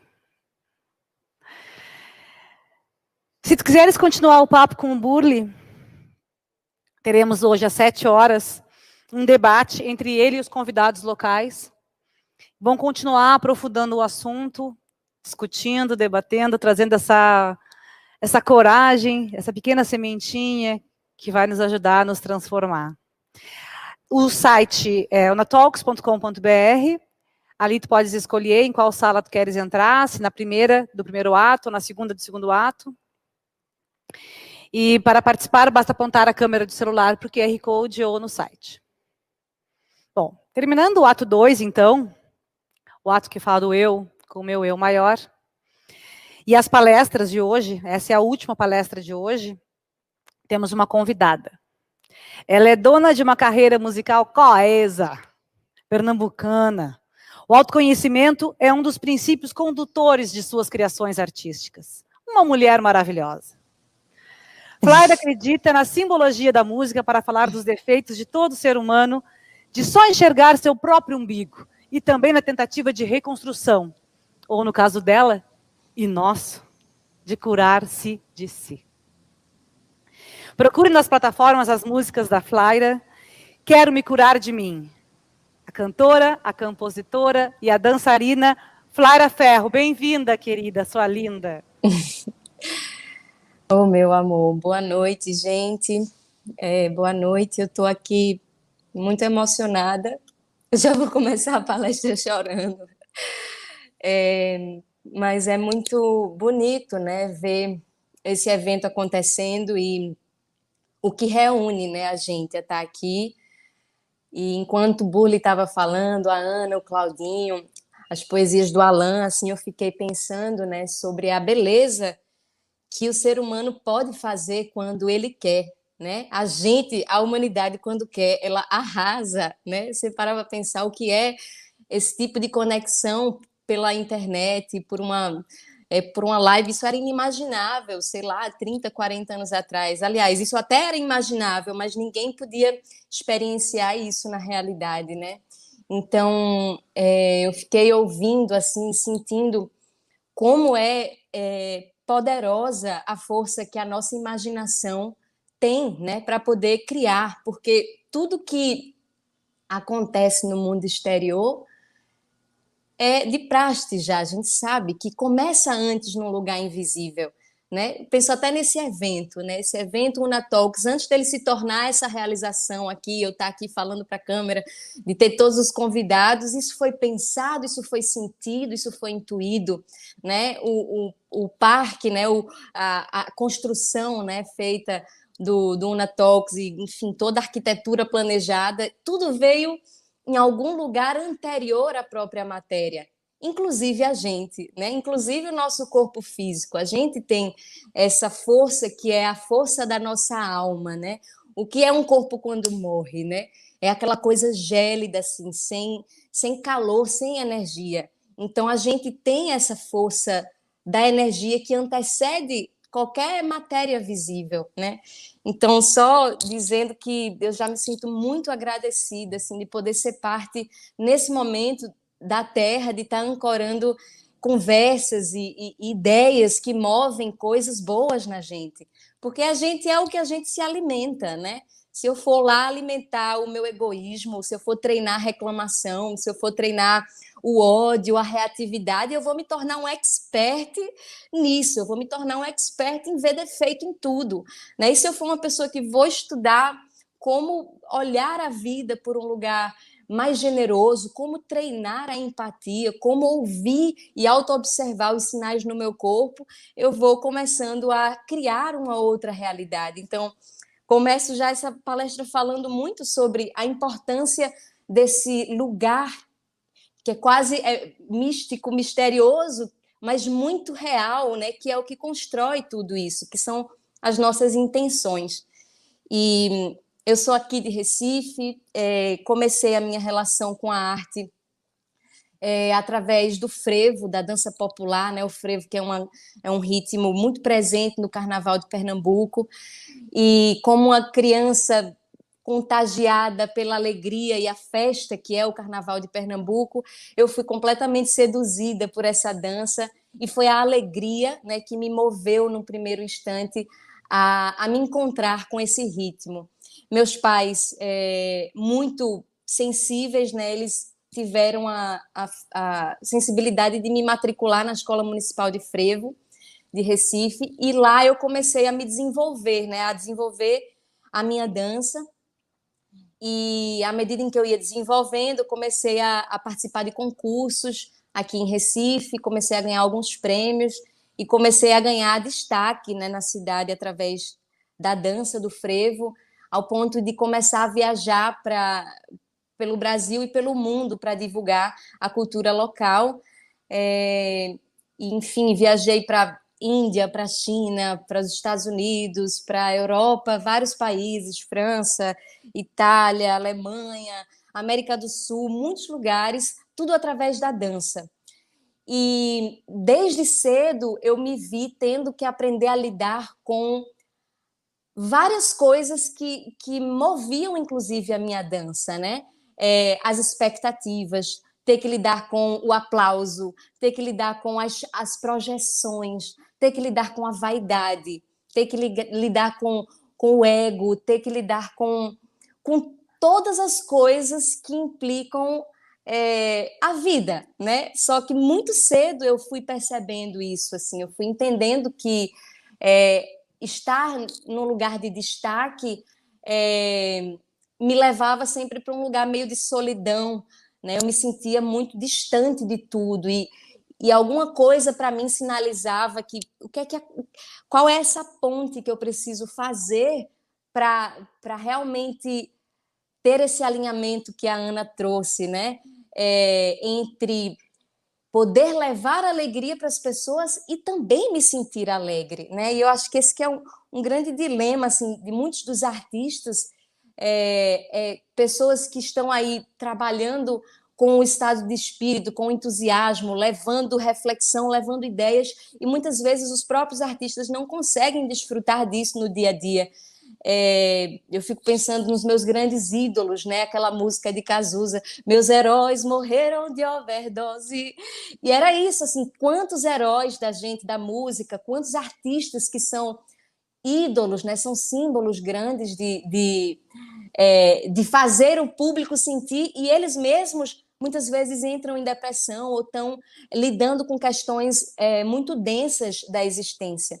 Então, eu fui percebendo muito cedo que era possível isso acontecer comigo, né? Eu me tornar uma pessoa que trazia alegria, levava a dança, levava o frevo, levava as cores, mas alguma tristeza, alguma coisa dentro de mim me sinalizava que eu não estava bem. E aí, como eu não sabia exatamente, racionalmente, como formular isso, o corpo foi começando a falar. E é muito interessante, porque quando a gente realmente não consegue entender, a gente tem outros corpos de compreensão, que são os corpos intuitivos, né, da nossa matéria, né? E aí eu machuquei meu joelho num período aí da vida, na dança, quando eu já não estava feliz dançando, eu machuquei meu joelho, e isso foi, parece que assim, a justificativa inconsciente para eu parar, né, e observar o que era que estava acontecendo comigo. E foi quando eu fui num processo muito lento de autoobservação e me deparando com muitos medos, né, da vida mesmo. Medo, quem sou eu? O que é que eu estou fazendo aqui? Para onde eu vou? Por que a gente vive? Por que existe isso daqui, né? E aí foram crises, né? Crises existenciais mesmo, que foram me levando para várias perguntas, e eu cheguei num lugar do meu corpo. Eu cheguei na garganta. Eu fui olhando, machuquei meu joelho, tudo, e eu dizia, nossa, tem alguma coisa presa aqui na minha garganta. Eu estava sentindo que tinha alguma coisa que precisava botar para fora. E aí eu identifiquei o medo de me expressar e de dizer o que eu sentia. Mas todo medo, ele é uma coragem querendo nascer, né? Então, como o Burle falou, né, o medo, ele é um grande presente, porque ele é sinal de que tem alguma expansão querendo acontecer dentro da gente. E no meu caso, a minha garganta estava sinalizando que eu precisava aprender a me expressar os meus sentimentos, porque eu vivia com fenda nas cordas vocais, eu tinha calo, eu ficava rouca, eu tinha várias questões aqui realmente nessa região do corpo. E aí foi quando eu disse, eu vou cantar, eu quero cantar. Não é nem que eu quero, mas é porque eu sinto que eu tenho que trabalhar isso daqui para eu poder ver uma nova mudança que eu não estava sabendo por onde começar.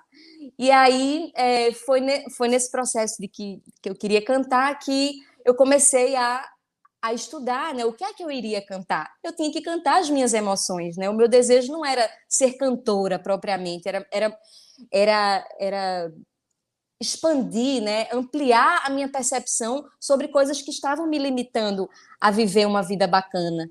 E aí, nesse processo de cantar, eu comecei a compor algumas músicas E de pronto, assim, na cara de pau, eu disse, eu vou gravar um disco, porque eu não sei o que é, mas eu sinto que isso daqui faz sentido. E é muito sobre isso também a vida, né? Muitas vezes a gente não sabe o que acontece, não entende, mas a gente sente, como Ana trouxe também na fala dela. Então, esse sentir foi movendo, né? Esse desejo de fazer um disco.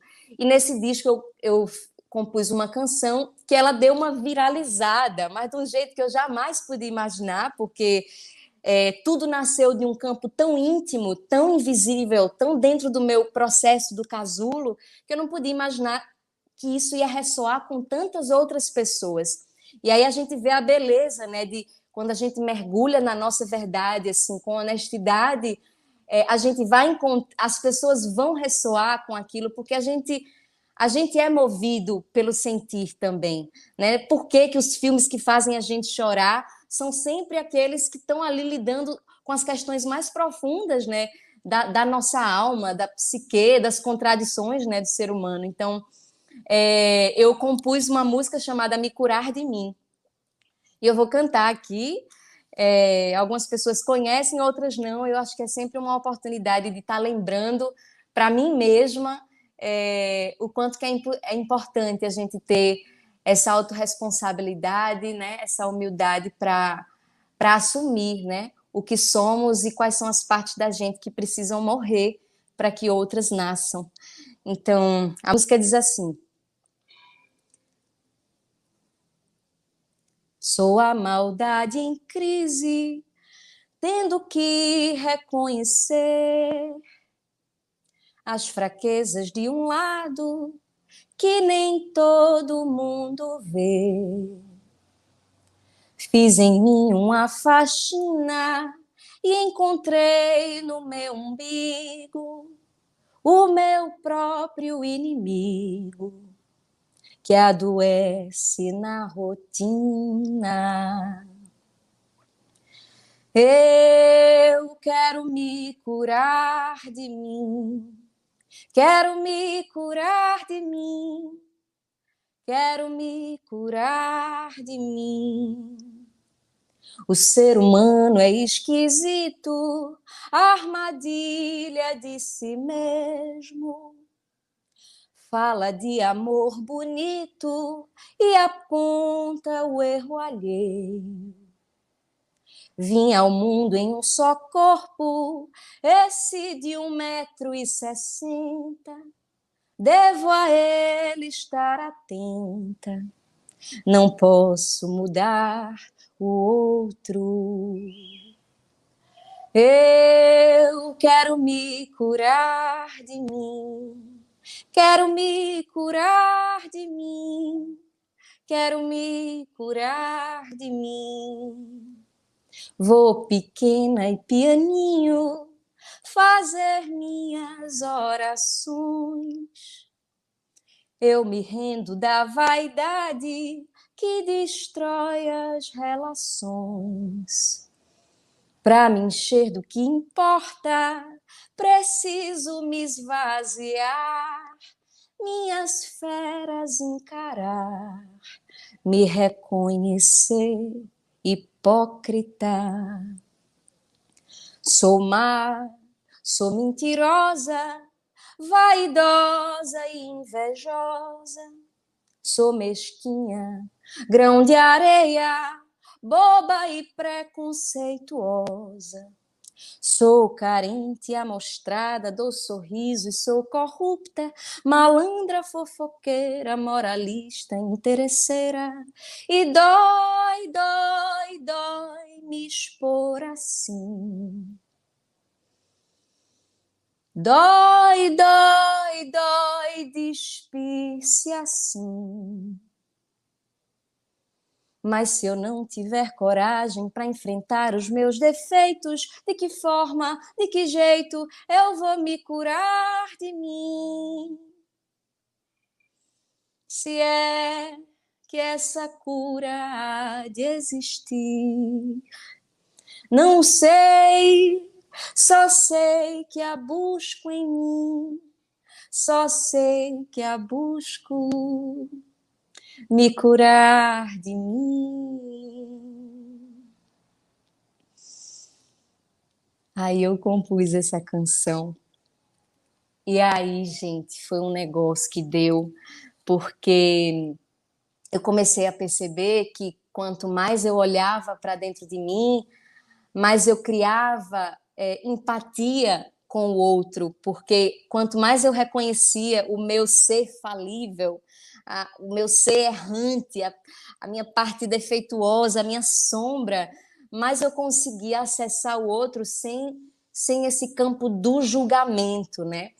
Agora, isso é um treino. Tem dias que eu tô a julgadora do planeta. E tem dias que eu fico, gente, como eu me vejo naquela sombra daquela pessoa, né? Então, o trabalho, né, de autoobservação e de transmutar isso, seja na arte, seja no esporte, seja numa ideia, seja numa criação de um seminário, de uma palestra, de um evento como esse trabalho, ele é uma constante, né, para a gente conseguir realmente exercitar essa musculatura da vida interior que nos foi negada nesses séculos todos, né, da nossa história, né? Você vai para a escola, você estuda matemática, português, história, física, química, mas não estuda o egoísmo, não estuda como ser generoso, não estuda como... Até tem uma aula ou outra ali que algumas escolas trazem, né? Mas assim, não estuda a nossa relação com a natureza,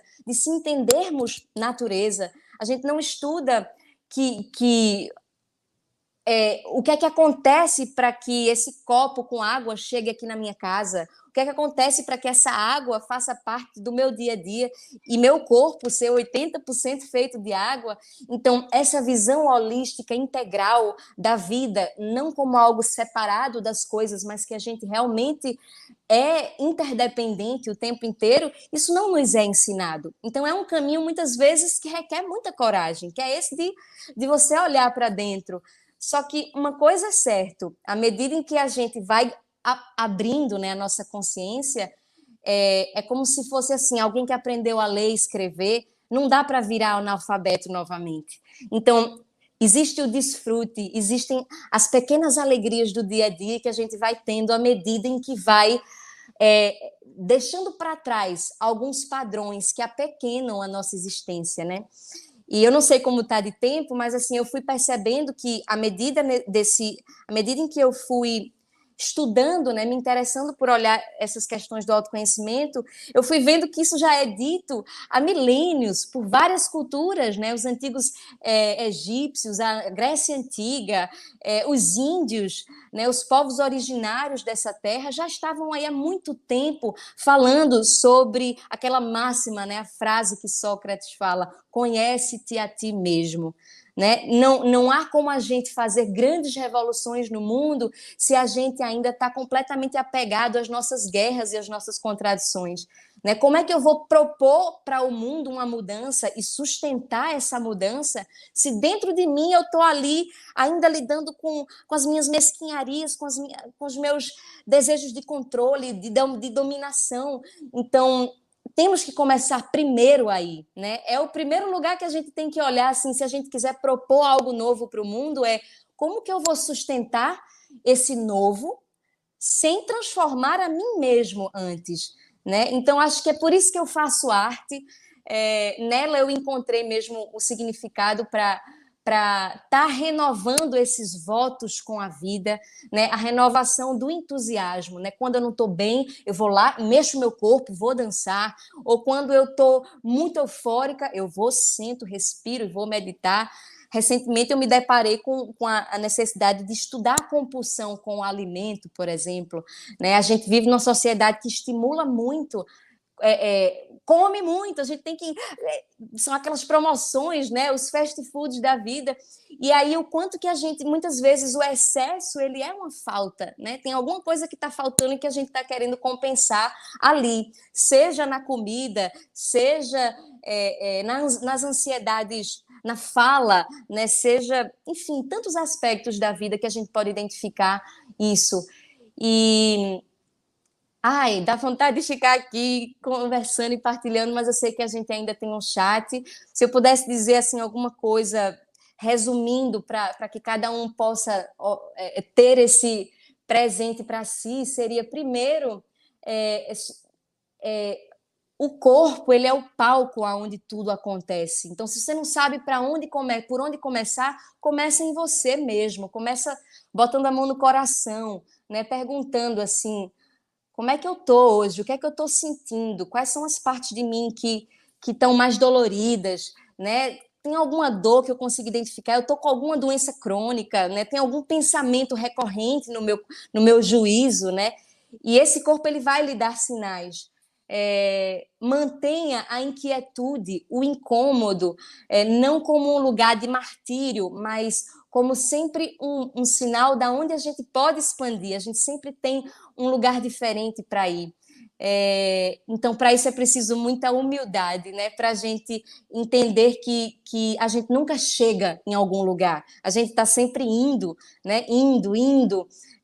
A vida ela é impermanência o tempo todo. Eu estou aqui, mas daqui a pouco eu não vou estar. Vocês vão estar aí seguindo a vida de vocês, eu vou estar seguindo aqui a minha nessa casa.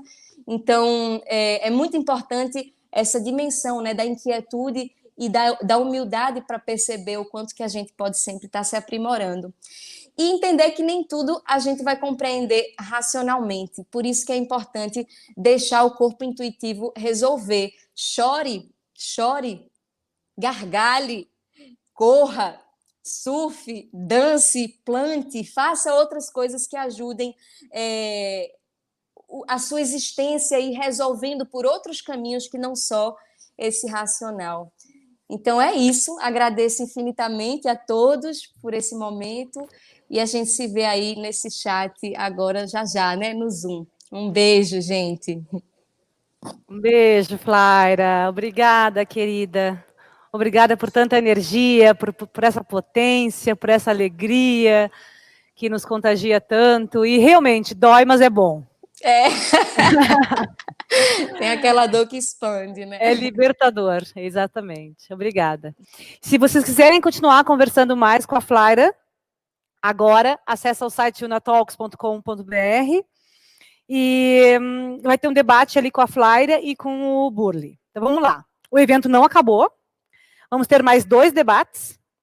Um sobre o ato 1, com o Claudinho e com a Ana, o outro com a Flaira e com o Burli. No ato 2, vocês vão precisar escolher qual das 2 salas querem participar. Vai acontecer na plataforma Zoom. E eles vão conversar com convidados locais. Os debatedores do ato 1, eu já apresentei aqui. Os do ato 2 são o Carlos Delevati, empresário e esportista da natureza, Heloísa Helena Duarte, a DJ Elo, Marina Martins Brauner, a Mai, querida, de 11 anos, skatista da Seleção Olímpica Brasileira, Cristiano Miller, empresário e alpinista profissional, Lauer dos Santos, artista, curador e professor na Universidade Federal de Pelotas, e a mediadora será a Estela Nezelo, da Laborama e da Agência em Comum. Para acessar as salas de bate-papo, então, pode acessar o QR Code da tela com a câmera do teu telefone, ou entrar no site e clicar no menu Assistir, bem em cima. Amanhã tem mais, pontualmente, às 5 da tarde. Acesse o link unatalks.com.br. Este evento é uma realização da Idealiza e do Parque Una. Se você quer conhecer mais sobre o Parque Una, nos siga nas redes sociais e acessa vivaidealiza.com.br. Agora, aproveitem os debates. Unatalks 2020. A cada ato, o mundo muda.